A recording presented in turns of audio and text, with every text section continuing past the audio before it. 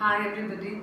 Today I just want to say some things of Modi ji which he have taken in a very sequential manner to bring a clear governance and move towards a developing country to a developed country.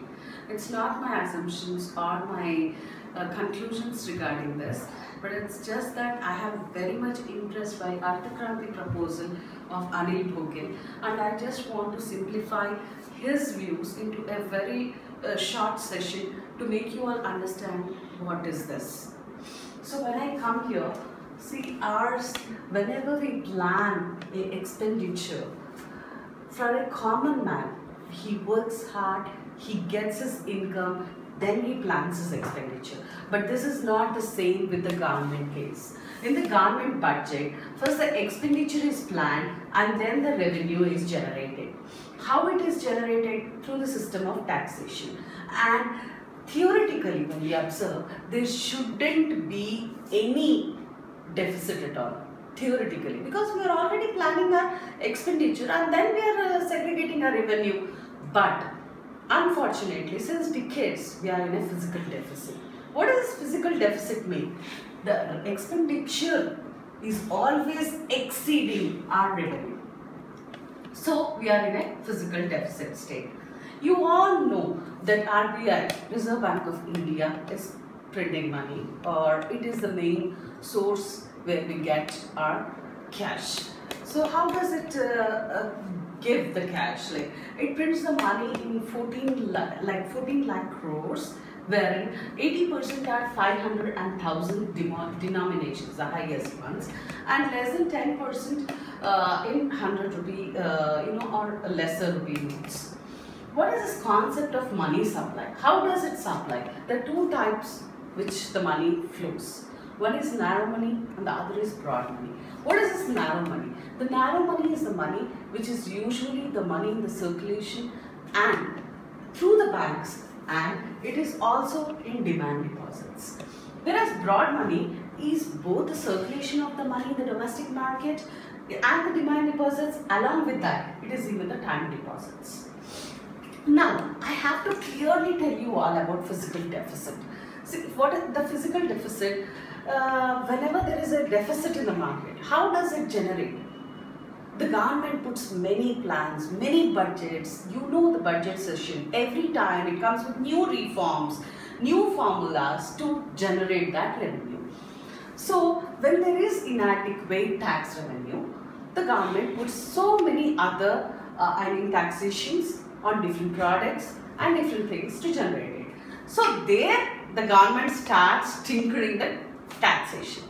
So can you imagine there are 56 different varieties of taxes on our products or any other things, whether it's central excise duties or related to state VAT, everything. So then comes the fraud. Whenever there is a tax increase, we start doing fraud to the tax system, like tax evasion. What happens if when we don't pay the proper tax? Then comes the black money. Tax evasion directly leads to black money. Then starts the inflation. What is inflation? The price rise. The price rise in the products and commodities. You use high denomination notes.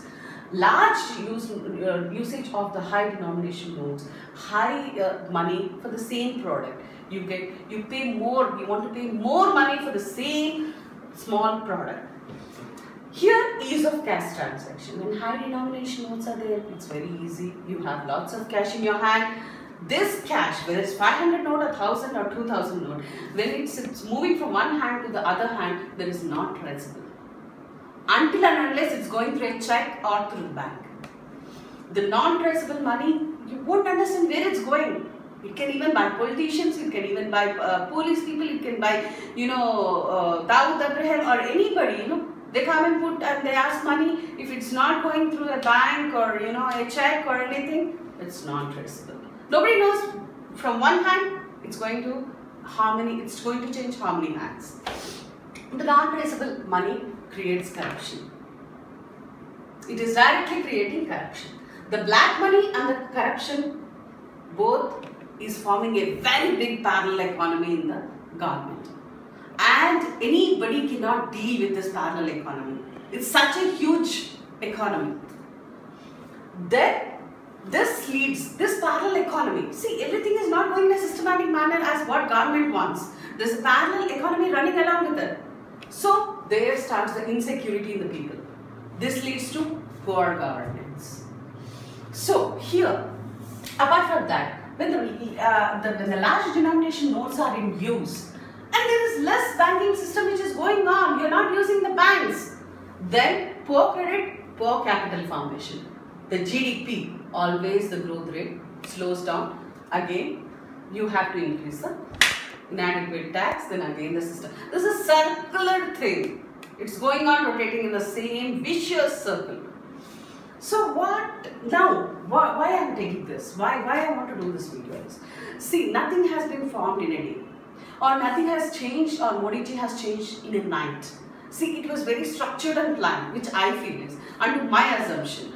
See, the first step he did was Mr. Modi started Jan Dhan. Jan Dhan, he wanted the 58% people to totally connect with the banking system. He wanted all the people, all stages of whether it's a lower income group or the high, everybody should have their bank accounts. So that was his main first target. He also told to disclose all the foreign monies illegally. He told to disclose all the domestic money illegally, and also he had a strict foreign laws against having assets in other countries. So this way, the Jan Dhan, what Arun Jaitley used to say, first step of Modi's was, according to him, was the banking system. To put all of them into the mainstream of banking system. Then his second step was GST.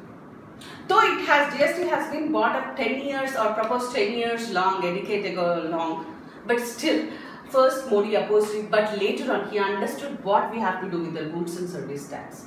He integrated to the taxation system so that it will be a single tax system where all the revenue, all the tax will go to the center, and then center will decide how to give it to the states, in what proportion the state requirements were and all. So the second big major step was GST. Now the third one was demonetization. See, why do you think demonetization has to be done? In Sweden-like countries, there is zero cash transactions. Less than 100 rupee note currency was in place. Everything transaction goes through cards, through banks. So when there is currency low in the market, the development will be high. So Modi wants this also to act. The currency should be getting down to less than 2%. That's what his intentions were. So now we will be taking to this whatever rupee 500 and 1000 rupees withdrawal, or this has happened. Can you imagine? There are 12 lakh crores of 500 and 1000 rupee note, in which 2.5% are already with the bank. Excuse me. Just imagine, remove that, the rest over. The 2.5 have been deposited recently, within 2-3 days, 2.5, other 2.5 crore. So 5 crore is already there with the banks. Do you think as we watch TV and all, so much money is what? It has totally extinguished. They're burning it up, they're tearing it up, everything they're doing. So I think 25% might go in extinguishing. So the rest over 5 lakh crore is still in the market. If that comes down, I think he may win even this. The domestic black money is going to, totally squeezed up. So that's what I want to say for this. What I understood in a minimal thing of my knowledge of economics. I think it's science of resource. That's it. Thank you.